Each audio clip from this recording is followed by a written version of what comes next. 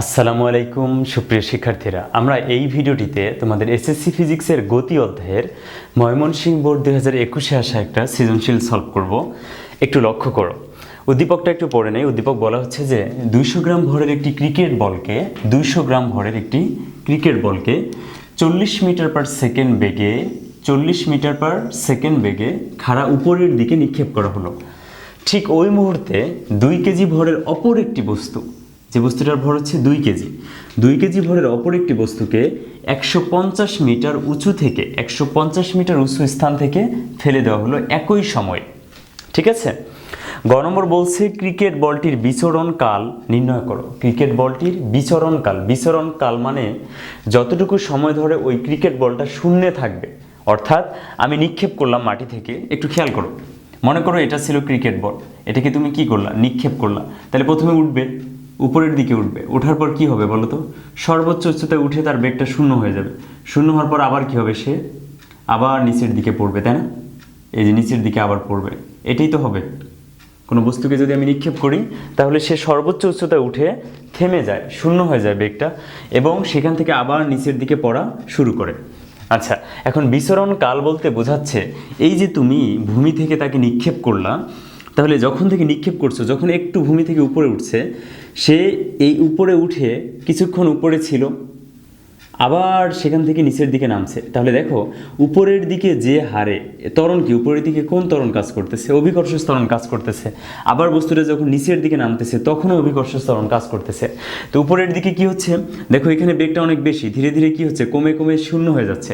তার মানে এখানে মন্দন হচ্ছে উপরের দিকে 9.8 মিটার পার সেকেন্ড স্কয়ার, উপরের দিকে মন্দন, অর্থাৎ প্রতি সেকেন্ডে 9.8 করে তার বেগটা কমে যাচ্ছে এই বস্তুটার, উপরের দিকে যখন যাচ্ছে। আবার যখন উপর থেকে নিচের দিকে পড়তেছে, প্রতি সেকেন্ডে তার বেগ 9.8 মিটার পার সেকেন্ড করে বৃদ্ধি পাচ্ছে। তো এখন এই বস্তুটা যখন তুমি নিক্ষেপ করছো ভূমি থেকে, প্রথমে এই যে উপরে উঠছে, সময় লাগবে তো, তাই না? এই যে পরিমাণ সময় লাগবে এই ভূমি থেকে সর্বোচ্চ উচ্চতায় উঠতে, একই পরিমাণ সময় লাগবে ওই বস্তুটা এই সর্বোচ্চ উচ্চতা থেকে ভূমিতে পড়তে। কথা কি বুঝছো? তাহলে আমরা বিচরণকাল বলতে বোঝাচ্ছি যে এই যে উঠা এবং নামার যে মোট সময়টা, এই মোট সময় হচ্ছে বিচরণকাল। তাহলে দেখো, যদি শুধুমাত্র ওঠার সময়টা আমি বের করতে পারি, তাহলে ওঠার সময় এবং নামার সময় যেহেতু সমান, তাহলে ওঠার সময়কে 2 দিয়ে গুণ করলেই আমি ওঠার সময় এবং নামার সময় দুইটাই পেয়ে যাচ্ছি। বুঝতে পারছো? তাহলে এভাবেই আমরা বিচরণ কালটা বের করব। দেখো বিচরণকালটা কিভাবে বের করা যায়। গ নম্বর, আচ্ছা, ক্রিকেট বলের বিচরণকাল। ক্রিকেট বলকে উপরের দিকে নিক্ষেপ করছি, খেয়াল করো। তাহলে সর্বোচ্চ উচ্চতায় উঠতে তার টি পরিমাণ সময় লাগছে, সেই সময়টা আগে বের করি। আমরা সূত্র ইউজ করব যে 40 মিটার পার সেকেন্ড বেগে। হ্যাঁ, তাহলে হচ্ছে ভি ইজ ইকুয়াল, আর এখানে কি দেওয়া আছে? ভর দেওয়া আছে। কি দেওয়া আছে? ভর দেওয়া আছে। আচ্ছা, আমরা এটা জানি কিনা দেখো তো, V is equal U plus GT, এটা জানি। V is equal U plus GT, খেয়াল করো, V is equal U plus GT. তাহলে ভি কত? শেষ বেগ কত? এখানে উঠে শেষ বেগ হয়ে যাবে 0। আমরা জানি সর্বোচ্চ উচ্চতায় উঠে বেগ 0 হয়ে যাবে। ইজ ইকুয়াল আদি বেগ কত ছিল তার? 40 প্লাস জি হচ্ছে 9.8 ইন্টু টি। ঠিক আছে, দেখো তো এটা কি উপরের দিকে উঠতেছে না? তাহলে এই যে প্লাস চিহ্নটা ইউজ করছি, জি এর মানটা কি উপরের দিকে যখন বস্তুটা উঠবে, জি এর মান কি কখনোই পজিটিভ ধরা যাবে? ধরা যাবে না। জি এর মানটা কি ধরতে হবে? নেগেটিভ ধরতে হবে। কেন? কারণ তার কিন্তু উপরের দিকে মন্দন হচ্ছে। এই যে জি এর মানটা নেগেটিভ ধরলাম আমি। এখন এই টার্মটা এখানে নিয়ে আসো, তাহলে হচ্ছে 9.8 ইন্টু টি ইজ ইকুয়াল 40। অতএব আমাদের এখান থেকে টি ইজ ইকুয়াল হচ্ছে 40 ডিভাইডেড 9.8। এখান থেকে মানটা কত আসতেছে? 40 ডিভাইডেড 9.8, মানটা আসতেছে হচ্ছে 4.08। হ্যাঁ, 4.08 এত সেকেন্ড। অর্থাৎ এটা কি দেখো তো, শুধু উঠার সময় না, তাহলে বিচরণকাল মানে কি? উঠার সময় এবং নামার সময় দুইটাই। ঠিক আছে, উঠার সময় এবং নামার সময়। অতএব আমি বিচরণকাল লিখব, বিচরণকাল বা পর্যায়কাল। বিচরণকাল T is equal, capital T is equal দুইটা টি। ঠিক আছে, অর্থাৎ 2t, 2 ইন্টু টি এর মান কত? 4.08 সেকেন্ড। এখান থেকে আমরা মানটা পেয়ে যাচ্ছি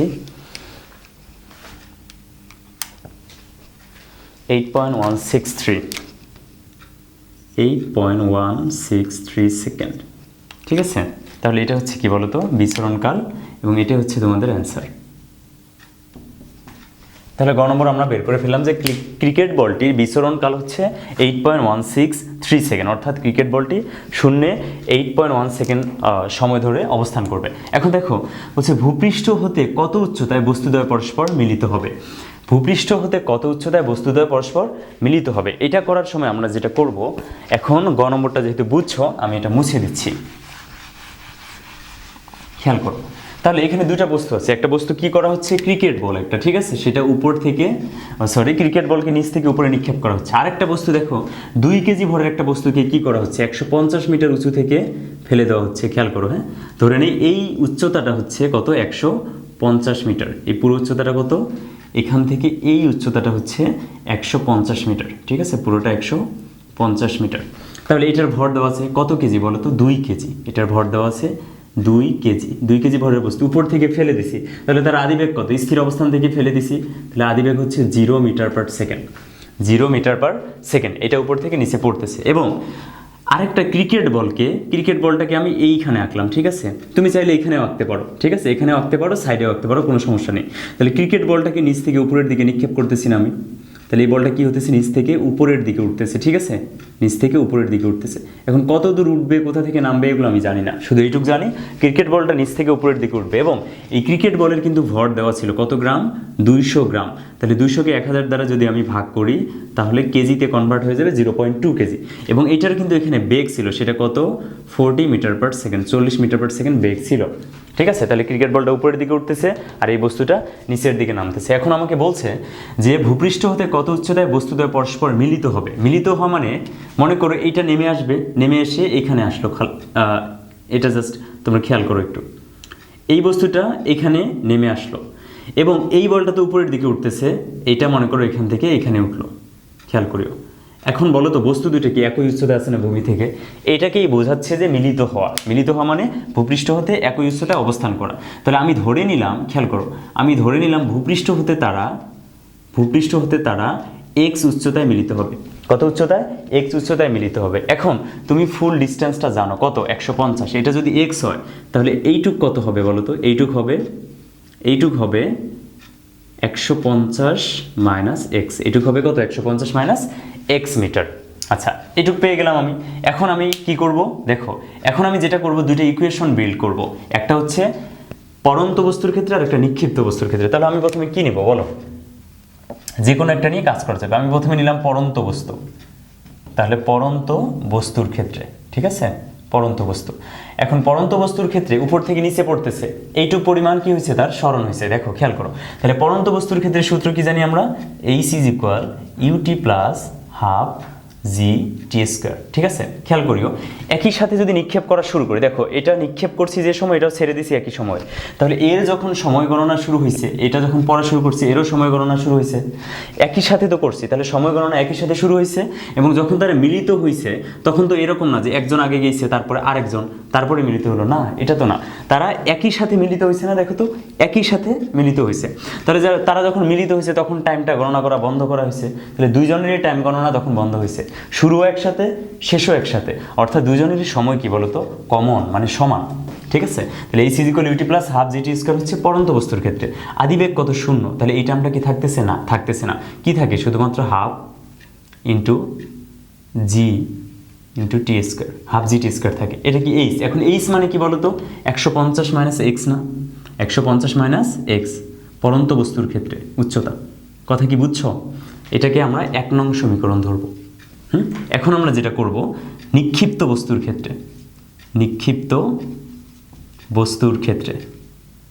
খেয়াল করো, নিক্ষিপ্ত বস্তুর ক্ষেত্রে কি হবে আসলে, নিক্ষিপ্ত বস্তুর ক্ষেত্রে যেটা হবে, নিচ থেকে উপরের দিকে নিক্ষেপ করতেছি, তাহলে খেয়াল করো এখান থেকে এই পরিমাণ উচ্চতা সে কী করবে, অতিক্রম করবে, ঠিক আছে, এখান থেকে এইটুক। তাহলে আমরা সূত্র কি জানি বলো, আমরা সূত্র জানি যে এইচ ইজ ইকুয়াল ইউটি, এবার কি হবে, মাইনাস হবে, minus half G T square. কেন মাইনাস হলো, এই কারণে মাইনাস হলো কারণ এইটা নিচ থেকে উপরের দিকে উঠতেছে, অভিকর্ষ ত্বরণের বিপরীতে কাজ করতেছে। এখন এইচ মানে কি বলতো, এক্স না, এইচ মানে কি এক্স, ইজ ইকুয়াল এক্স কেন, কারণ এই পরিমাণ সে উঠছে, আমি এইটুক বের করতেছি, ঠিক আছে। ইউ আদিবেগ কিন্তু এখন 0 না, আছে আদিবেগ কত 40, এই যে এটা বসালাম 40 গুণন কি টি, টি তো একই, এইটা টি এটা টি সেম, এই জন্য এখানেও টি রাখছি এখানেও টি রাখছি, মাইনাস হাফ জি টি এর উপর স্কয়ার, ঠিক আছে বুঝছো, এটা হচ্ছে 2 নং সমীকরণ।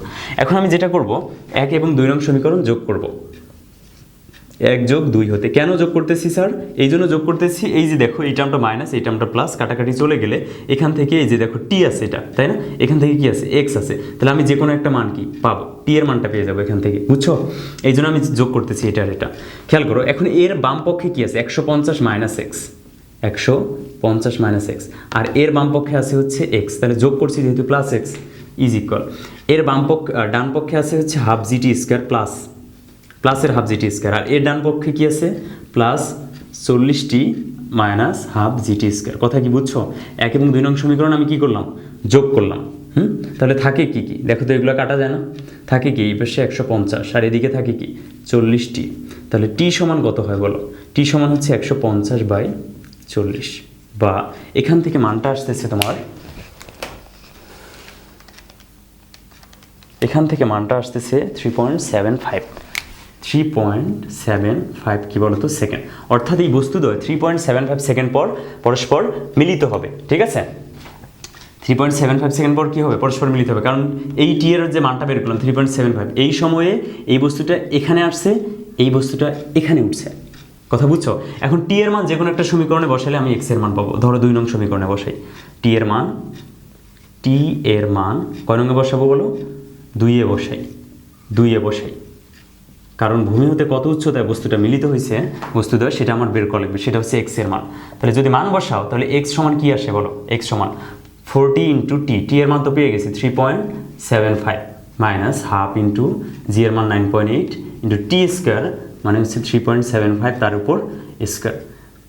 এটা যদি ক্যালকুলেট করি পুরোটা, আমি এখান থেকে পাচ্ছি মানটা যে 40 ইন্টু 3.75 মাইনাস 0.5 ইন্টু 9.8 ইন্টু 3.75 এর উপর হোল স্কয়ার, এবং অ্যাকচুয়ালি 81.09 মিটার উপরে তারা পরস্পর মিলিত হবে। এটা কি পাইছি? এখন এটা তোমরা লিখে দিবা যে বস্তুদ্বয় পরস্পর ভূমি হতে 81.09 উচ্চতায় কি হবে মিলিত হবে। খুবই ইজি কনসেপ্ট।